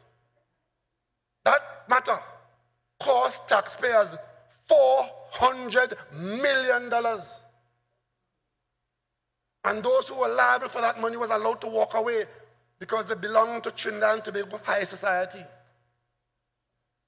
Sometimes my blood boils. But I keep my peace because I know somewhere in this country there's a little boy or girl depending on me to speak for them and to protect them.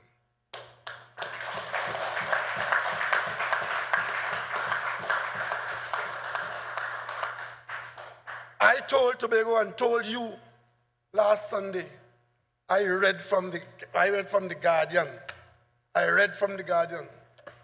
How you, the public of Trinidad and Tobago, were the subject of a $500 million scam which flowed out of the Treasury in 1 month. I was reading the papers and I made your observation whether those who were responsible for that kind of action in the cabinet, who are now in line to say they want to go back to the parliament, and I'm asking you again, do you think those people would lift a finger to allow you to get justice in that? And then Moonlal going to sue me. I would love for Moonlal to sue me so that the evidence of that period of our history would be the affidavit in the courthouse. I would love for him to sue me. Because at least the people of Trinidad and Tobago in a judicial process will get chapter and verse and have the witnesses come in an air-conditioned room with a judge sitting down there and tell you exactly how $500 million leaked out of the treasury of Trinidad and Tobago.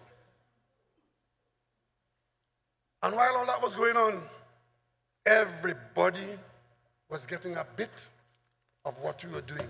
Nothing happening, nothing happening, nothing happening. And of course, they can't please them.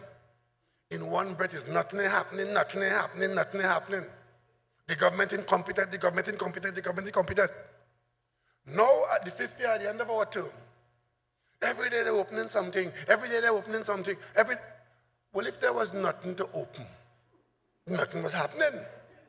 But if so much was happening, that we have so much to open, then obviously they were lying. Right? And if it is opening every day because it is for elections, it means it's something good. Because when you see it, the only way you will vote for it is because it is something good. So let's go around the country, right? The nation's legacy buildings, Whitehall, Queen's Hall, the Parliament, President House, they left them to rot. When we came into office in 2015, those buildings were not in the state that they are in now, a state of complete repair and perfection. Today, President House and the Parliament meets in the Red House. And they had budgeted, if they had ever been allowed to continue on the Red House, they had budgeted to do the Red House for $400 million more than we did it. Today, you're taking it for granted. The Red House renovation has been complete and improved under the same government. When you pass down the road, take it for granted. Now you're passing the QF roundabout, the QF overpass. Take it for granted. That is $300 million more than it was being done for, and it wasn't there when they left office. It's there now. It's there now. We built it. Chaguanas Ring Road, to reduce traffic in Chaguanas. We did that. Arima Hospital, they're telling you they built it. Yes, one called Roger Samuel came there to demonstrate with a sign that they built Arima Hospital. All they did was choose the site, grade the grass, and have a sod-turning ceremony for the election of 2015. We built that hospital. The loan, in fact, there was no loan in place to build the hospital. We had to struggle. They had awarded a contract, so the contractor was on site. We went and we continued the process and built it largely out of the current account.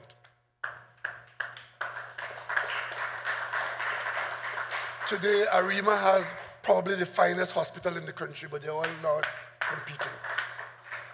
Sangre Grande, when they had the 5 largest budgets in this country, Sangre Grande Hospital was still close to a cowshed, even though the staff in there distinguishes themselves by being known to be about the best in the health service in Trinidad and Tobago. Sangre Grande Hospital staff, doctors and nurses, are about the best in this country in terms of patient care. They didn't see it fit to build a hospital there. One is under construction now, though. Sangre Grande is getting its hospital. We are leaving no one behind, COVID or no COVID. The people in Toco, Cumana, Rampanalgas, Montevideo, and as far as Matlot, they got to pass Grande to go home. The road is being upgraded. It is being upgraded. It is being done now. Kumuto, linking Kumuto to Sangre Grande and to Arima, a highway that they block it for a year. Courthouse again, they love courthouse, Take it to the court for a year. Contractor on site. They had to pay the contractor liabilities of $20 million more because they're going to court. We eventually won the case and continued with the road. Very soon that's going to be finished and open.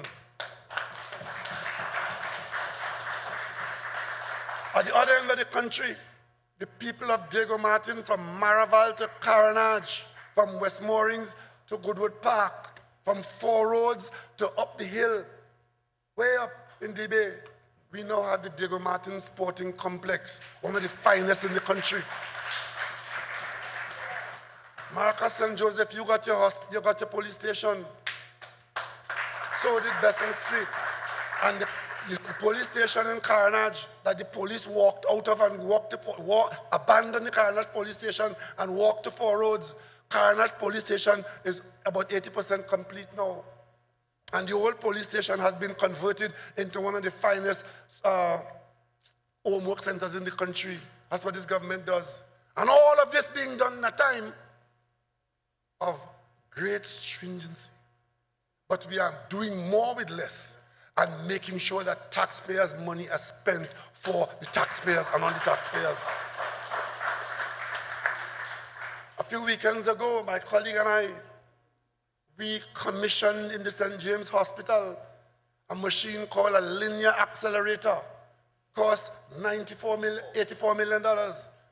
That is a machine that allows us to provide patient care and treatment for cancer patients in the public sector. World-class treatment that you get now in St. James. We did that during a period of low revenues and shortage of money in this country. We did that. And of course, the Carenage Fishing Complex has stood there and watched me for 5 years as we were discriminated against because the government of the day decided they're not doing it. It's complete. It's finished. It's there. It's in use now because we did it. This government did it.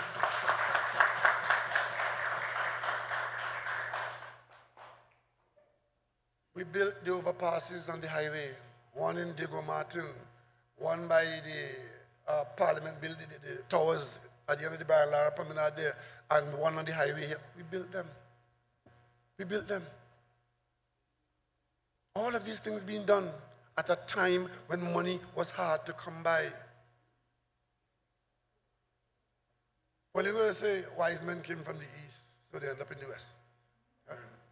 So in the west, we now have West Park, Savannah. It's a pleasure now to pass West Moorings and see all the people from around the district doing their walk around with the children, with their grandparents. Open Savannah, built, constructed, and the trees have started to grow because we have now got West Park in the Western Peninsula area. Because we are leaving no one outside and no one behind. The Point Fortin people got their hospital, and they are getting their highway. All of it being done during this period.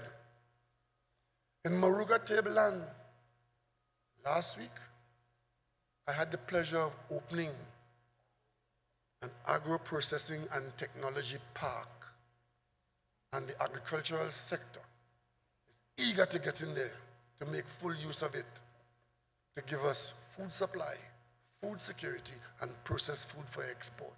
Cost $90 million. So while we're spending $90 million on that to diversify the economy, and we're receiving report of some man under our house in Barbados who got $177 million to be an agent for boats that they bought for us. We went to the Australian government because they were misbehaving so badly here that it was always a priority for us to get ferries for the Tobago Trinidad link. But we just didn't have the money. We're borrowing to do all kinds of things. We couldn't borrow to do everything. And in some instances, you just had to postpone it. But postponing the improvement of the ferry service to Tobago was not an option for us. I met Prime Minister Malcolm Turnbull in London at the heads of government meeting. And I know that Trinidad and Tobago and Australia have a very good relationship. Australia is one of the few countries that we work with, or who is our friend and not neighbor, but friend in the Commonwealth. They carry a surplus in their budget. because of a strong economy.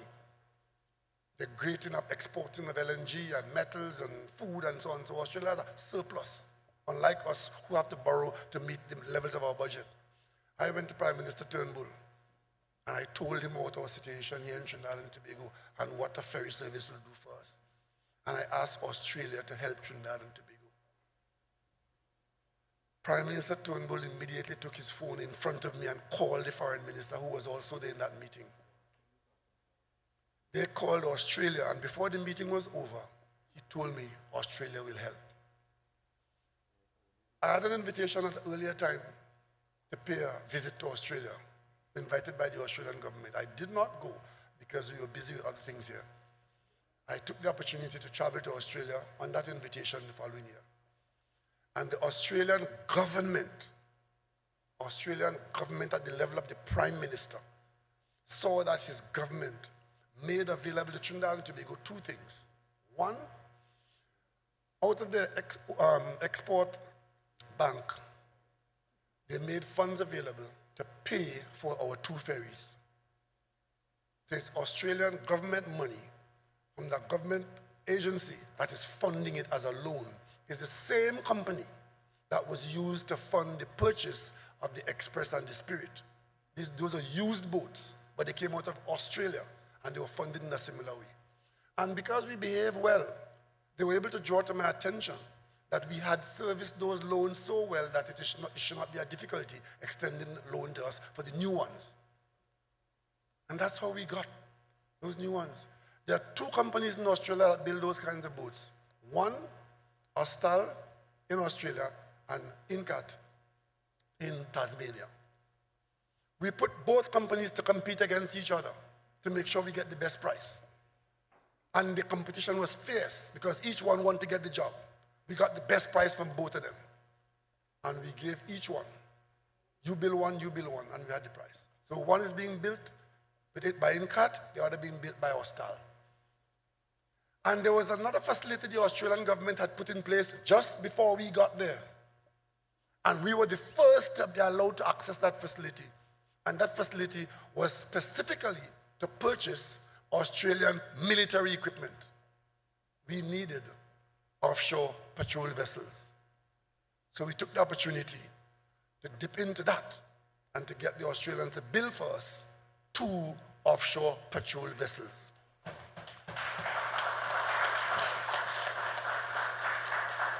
So we have 4 vessels being built in Australia. 2 to put an end to this ferry nonsense between Trinidad and Tobago. The same people who ran the Spirit and the Express into the bottom of the ocean. When we came into government, we had to take them out. We got 1 extension from the insurance. And when you go for another one, they say, no, those boats have to be taken out of service because they are not fit to be allowed further passes to go forward. The Express was so bad. We couldn't fix it because the cost of fixing it was so great, we had to sell it almost like scrap. We fixed the Spirit. It should have taken 9 weeks. It took 6 months. But it has since been properly repaired and is in service now. But for the first time later this year, a brand new ferry bought for Trinidad and Tobago will arrive in Trinidad and Tobago. It's called the APT James, named after a famous Tobago parliamentarian and patriot. And that will be the solution to the problems we've had. And later on, towards the end of this year or early next year, because they've told us recently that it appears as though they'll have to have some delays because they too are affected by the COVID out there. So there's some delay out there. So the second vessel would be due here sometime, I would say early in the new year. And then we would dispose of the Spirit.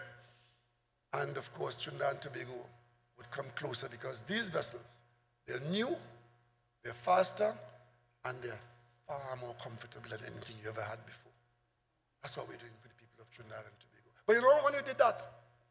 And I announced this every step of the way. Every step of the way this government announced it. But we might have concerns. You know what those underminers did? The first thing they did, they wrote the Australian opposition, seeking to incite them to attack the Australian government for helping Trinidad and Tobago get those 2 ferries. And when that did not work, they wrote the Attorney General of Australia making stupid allegations about concerns that they have of corruption, implying that the Australian government led by Prime Minister Malcolm Turnbull is involved in corruption with the government of Trinidad and Tobago. That is the UNC. So why were you all surprised when they spent the last 2 months in Parliament and all now trying to get the Americans to put sanctions on Trinidad and Tobago after they lie on Paria? Those people wrote the Australian Attorney General seeking to implicate the Australian Prime Minister in wrongdoing, and all he did as a big sister Commonwealth country was to extend a hand of help to Trinidad and Tobago. And they always call him Dennis Moses' name. Moses, Moses, Moses, Moses. They don't have nobody in their camp like Dennis Moses doing his job quietly and effectively. And that is why tonight I could tell you, if you're concerned about your business, if you're concerned about your interests, if you're concerned about your children, if you're concerned about this country, you'll stay far, far, far from Kamla and Weedmark. You know, the people of Tobago, they too were getting something in this period. Last Sunday morning I went to Roxborough and I met the Roxborough fire station. 96% complete. It's finishing this end of this month. I toured the Roxborough Hospital, which is 40% complete. When the country had money, they didn't produce any of this. Talking about work nation and creating jobs. Every project I mentioned here had a huge job opportunity component in there. As it said in the roadmap document here, use construction because construction allows us to build the country, to create jobs, and to produce something of substance. So when we spend the money, we get something for it. They spent the money. What did you get for it? What did you get for it? I can tell you tonight, people of Trinidad and Tobago, there was no bagman in the office of the Prime Minister since September the 9th, 2015. So there's nobody now having to explain to the bank where they got those millions from. Because you see, money always comes from somewhere, is somewhere, and going somewhere. And as the Attorney General always says, in this government, follow the money. And that's why some of them are so desperate, because the trail of the money leads to a place they don't want to go. There is nobody of all the people who served in my government, there was nobody in this government who at screening is told that you cannot go forward any further. Thank you for your service. You will see a number of our persons have been changed out. Not one of them could have had a story to say to me as political leader, if I don't get to go, I go talk. Talk to your wife when you go home. Talk to your husband when you go home. But you're holding no secret for me. I saw Jack Warner tonight identifying himself with a Dutch government inquiry. Apparently, as Prime Minister, I'm not supposed to tell you about your business. The Dutch government came to us and told us what criminal investigation they are conducting in Trinidad and Tobago's purchase of those vessels that the last government bought, which we paid for largely. And they're doing it because they've seen huge commissions and suspect that there's wrongdoing. I told you that in Tobago last Sunday. And they said, I didn't call Jack Warner name. They said, I'm Minister of National Security. Tonight, Jack Warner on TV identified himself and accusing me of calling his name. He said, I'm Minister of National Security. I didn't know it was he. But hear his story. Hear his story. That happened 7 years ago. I didn't know that fraud had an expiry date. As far as I'm aware as a lawmaker in this country, there's no expiry date on fraud. You think Jacona knows that? If something happened 10 years ago and you discover it now as fraud, it's as fresh as a daisy. But his argument, like Munilal, is that that is a long time thing. It's 5 years now, nobody can talk to me. So because police can talk to you for 5 years, it's all right. That's okay. And the government has no right raising it now. You understand? That is the kind of talk you're hearing from the opposition that conducted your business the way they conducted it and telling you now they want to go back to government. It means that they refuse to accept that something was wrong. And that means if they get the opportunity again, they will do it again. That's what that means. There is no condemnation for wrongdoing on their part. Otherwise, they will not be so chummy with Watson Duke on a rape charge while you want to be Prime Minister of Trinidad and Tobago. And they would not allow a man to be chairman of a corporation while he's charged for corruption. And some of them on criminal charges. But the way they speed into the courthouse, you would think that they have a little iota of shame. Them in the courthouse every day calling other people's conduct into question. This country will survive. I have every confidence that Trinidad and Tobago will survive, but not on those standards. Not on those standards. You have to hold yourself as disciplined and teach your children about discipline. Otherwise, we just become normal passenger pigeons, destined to die like the dodo, or like as you say in Trinidad and Tobago, dead like a semp with your foot up in the air. We will avoid that. Our children's future is bright. Our young people in Trinidad and Tobago must know that in a difficult time, there was strength, there was resolve, there was commitment in the government and in the country's leadership, and that keeps our country afloat. They must know that. Our young people must know that the government is leading them in a direction where the skills of the new era is going to give them opportunities that I didn't have, that my grandfather didn't have, but which is theirs. And they must grasp it with both hands. They must have confidence to know that all of us must demand a share of what this country has to offer. But we must get it honestly, we must get it fairly, and we must be humane.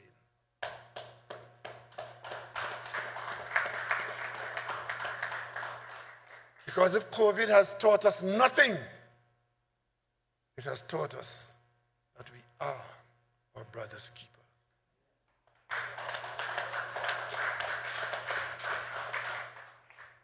So, fellow citizens, the election is upon us.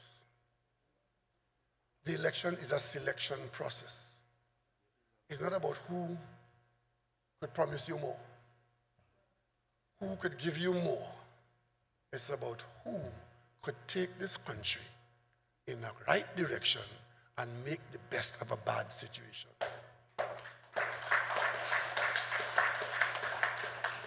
Fortunately, we have laid a good foundation. Fortunately, we have behaved well in the last 5 years. Fortunately, you still have in office, offering itself for service, a government that believes that it is the servant of the people of Trinidad and Tobago, and taxpayer money is not yours to put in your pocket. We are respectful of our people, and we are respected by all people. So when we say Trinidad and Tobago is a sovereign country, we mean that. We have had to deal with some difficulties that others never had to deal with. Today, we can point to success in those areas. One such success is keeping our country safe in a pandemic. Another one is keeping our country safe from a Venezuelan migration, while we managed to keep within our border 16,000 Venezuelans, showing them the milk of human kindness. We are able to confront the criminal element in this country because we know that it is our men and women in uniform, police officers and other agencies, who have to confront the criminal element. And to lead the charge, you need a commissioner of police. We did that in the parliament without their support. We know that if we're going to fight white-collar crime in this country, that a scourge in this country, you had to have laws to fight white-collar crime. We've passed a suite of legislation, and the law applies to every one of us. And anybody who you see have a problem with them laws, them is people to watch. So tonight, I ask Barataria, from the hills to the lowland, to support Jason Williams in Barataria.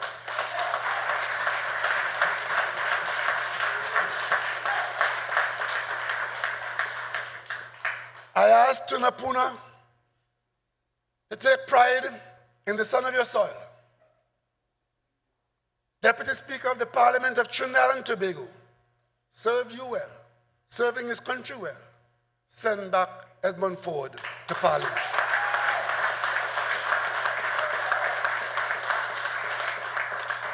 I tell St. Augustine, you are not condemned to what you've been accustomed to. Yes. St. Augustine, you have a chance to put somebody in government this year. You have a chance to put somebody in Parliament, in a party that is responsible, a party that is caring, a party that is careful, a party that breeds patriots for Trinidad and Tobago. And there can be no more great patriot than this young lady, Renuka Segram Singh Suklal.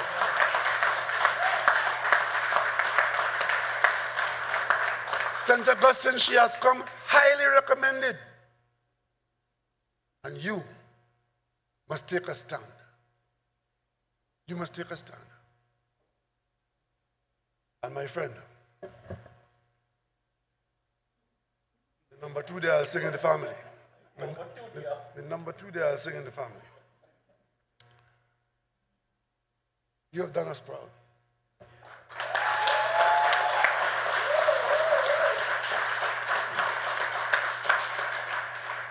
Throughout the Caribbean, my colleague prime ministers talk about the health minister in Trinidad and Tobago as though they know him. Because I can tell you, a lot of what went on in fighting COVID up the islands in our CARICOM territories, they took their timing from Trinidad and Tobago, from the Ministry of Health and the CMO of Trinidad and Tobago.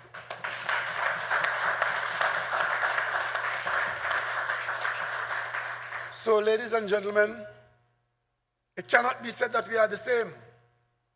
It cannot be said that the results of the last 5 years in the last government is the same as this government. Our results are better.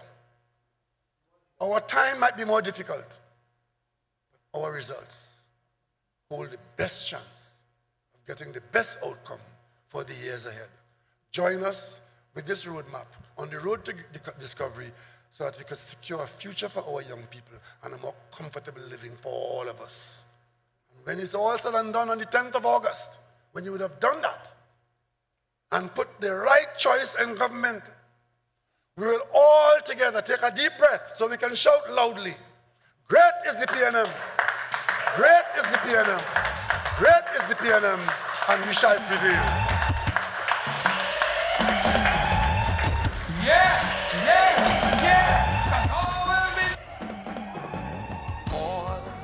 Fine.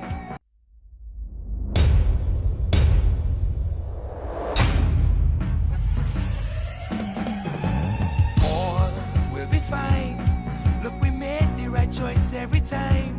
Still a job to be done and a race to be won, and we know we will win every time. Just keep the faith, heads up high. We're together in this, you and I. Yes, the job will be done.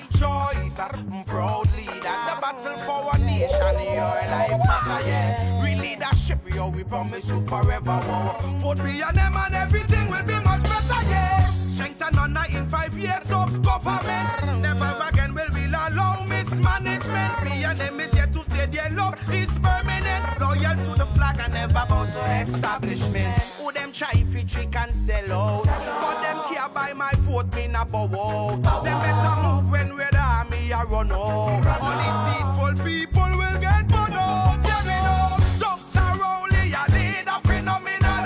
The UNC full up of pirates and criminal. Send for the dog, cause the state is critical. Searching to perform, and this country's political structure. Send for the doctor again.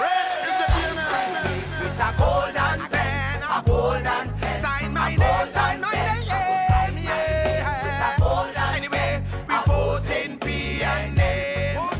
Sign my name. It's a PNM pen, a PNM pen, a PNM pen. How will you sign my name? It's a PNM pen. We vote in PNM. Hey, PNM is a PNM power. PNM, a positive healing power. PNM, moving forward together. PNM, introducing Rishi, my brother. All of we is one family. All of we is one family. Working together to build this country. When the world was breaking, everyone agreed. When the world was breaking, be happy it was he. And that is why we voting for our country.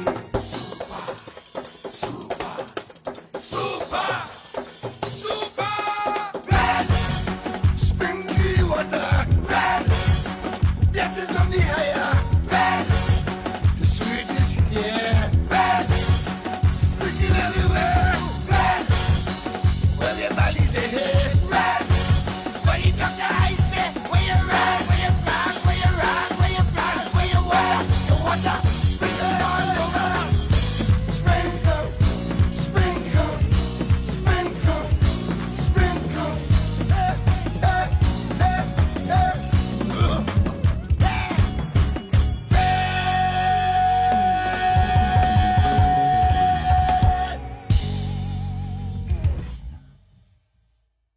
The preceding program was a paid political broadcast.